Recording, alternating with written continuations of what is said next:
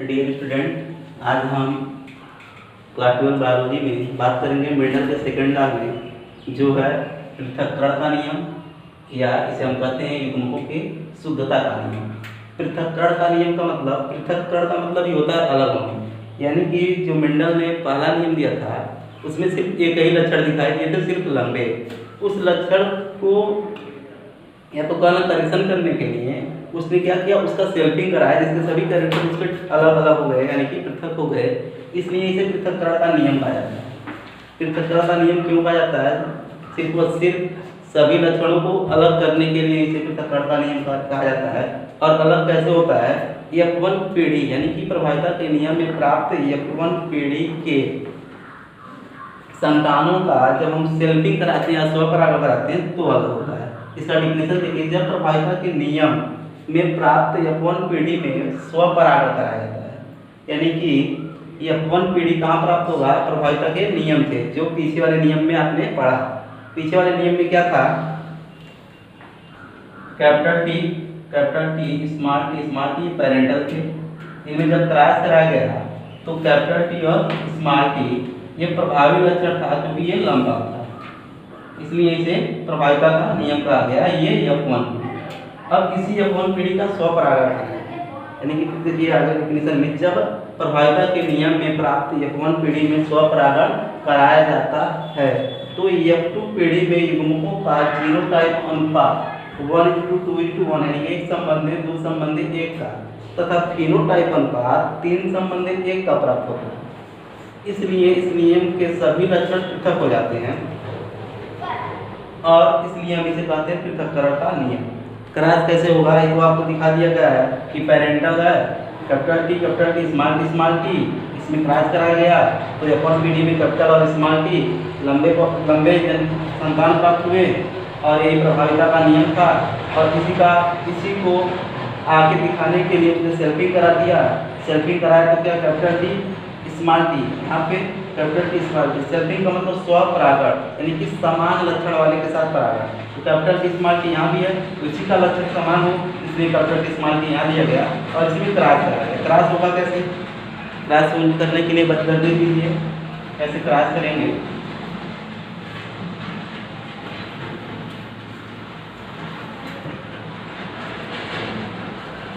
मान लीजिए आपका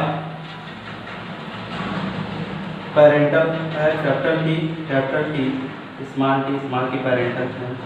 क्रॉस कराया इसमें गैमेटी का फॉर्मेशन होगा, एक कैपिटल टी अलग और कैपिटल टी अलग गैमेटी। इस तरह से जब क्रॉस कराएंगे कैपिटल टी स्मॉल टी तो कैपिटल टी और स्मॉल टी, कैपिटल टी और स्मॉल टी, कैपिटल टी और स्मॉल टी सभी सेम तरह के कैरेक्टर होते हैं, इसलिए इसको हटा कर सिर्फ एक ही लिखा जाता है, कैपिटल टी और स्मॉल टी, कैपिटल टी और स्मॉल टी। ये हो गया F1 पीढ़ी। अब F1 पीढ़ी में सिर्फ एक ही लक्षण दिखाई देता है और जबकि एक्चुअलिटी में एक ही लक्षण नहीं होते हैं, इसलिए इस चीज़ को पुष्टि करने के लिए उसने सेकेंड लॉ लागू किया। इसे पृथक्करण का नियम कहते हैं। पृथक्करण इसलिए कहा क्योंकि उसमें सभी लक्षण इसके पृथक हो जाते हैं। अब कैपिटल टी स्मॉल टी है और सेल्फिंग, इसका सेल्फिंग करेंगे यानी कि स्वपरागण करेंगे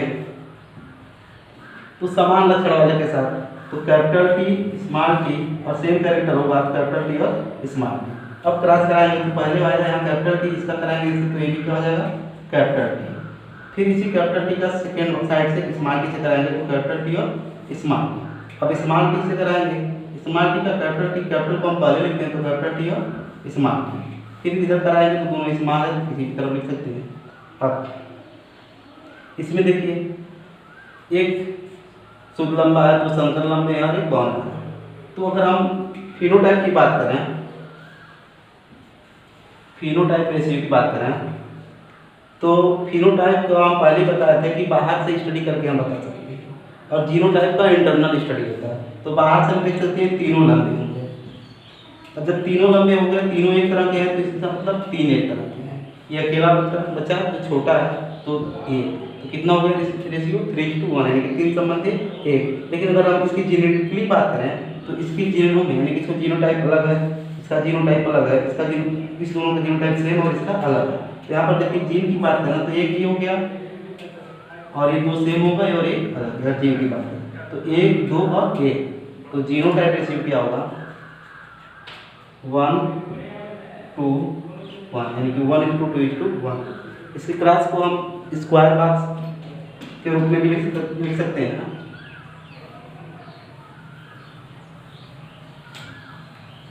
स्क्वायर बॉक्स में यहाँ तक आप अर्थ करेंगे same capital T small T. अगर सेल्फिंग करना होगा एक बॉक्स बनाइएगा। अब कैपिटल टी स्मॉल टी, तो एक बॉक्स के ऊपर कैपिटल टी और एक साइड में स्मॉल टी, सेम साइड में एक साइड में कैपिटल टी और एक के साइड में स्मॉल टी लगाइए। अब फिलिंग करिएगा इसको इस डायरेक्शन में और ऊपर वाले को नीचे के डायरेक्शन में। इसको भरेंगे कैपिटल टी, फिर इसको इसमें भरेंगे कैपिटल टी, इसको फिर आगे वाले बॉक्स में कैपिटल टी, फिर इसको लाएंगे स्मॉल टी। अब नेक्स्ट में जाएगा पहले स्मॉल टी, तो स्मॉल को हम बाद में लिखते हैं कैपिटल को पहले, तो कैपिटल फिर स्मॉल, फिर इसको आगे ले जाएंगे तो इसमें ले जाएंगे स्मॉल टी, उधर भी स्मॉल टी है तो कहीं भी रख सकते हैं। अब यहाँ देखिए ये जो कैरेक्टर है ये अलग है जीन के अनुसार। अब ये दोनों सेम है तो क्या हो गया 1 ये 2 और ये 1। तो इस तरह से भी निकाल सकते हैं कि जीनोटाइप रेशियो जो होगा 1:2:1 और फिनोटाइप जो रेशियो होगा उसको देखिए ये भी लंबा है, ये भी लंबा है, ये भी लंबा है, तो 1 2 और 3। फिनोटाइप कितना हुआ 3, एक साइड में और ये अलग है, तो फिनोटाइप रेशियो होगा 3:1। यानी कि जो F2 पीढ़ी में जो आप स्प्रिंग प्राप्त होंगे उसमें फिनोटाइप रेशियो 3:1 और जीनोटाइप रेशियो 1:1 होगा।